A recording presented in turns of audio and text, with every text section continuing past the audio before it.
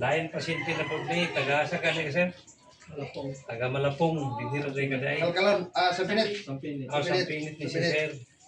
Bata pa pilihan mo sir? 29. 29, pero doon na siya sakit sa uric. Taas ang uric sa iyong kalawas. Taas ang uric, pero ato niya pong makambalan ni siya kay dili man kay uric na siya lawas na pa mga heart failure sa iyang dugo na wala nag-cycle o insakto.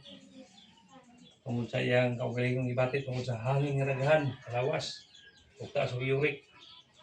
Dili balance ang iyang hemoglobin, lit niya, iyang uterine, dili na balance tanan.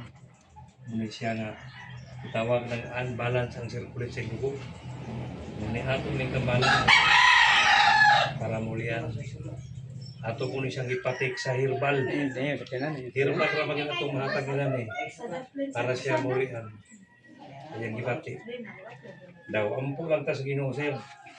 Ay way na ay nakatambal o atong gibati Ginoo ra gyud. Para na yung gibati ron na yung lawas. Mulian ta.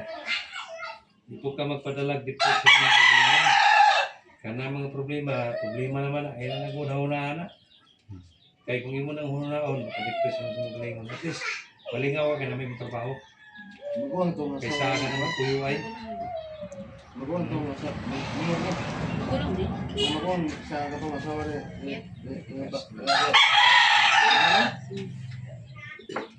Ay mangod dito, ano? Imong anak sir, duwa ka po. Hindi na, ano?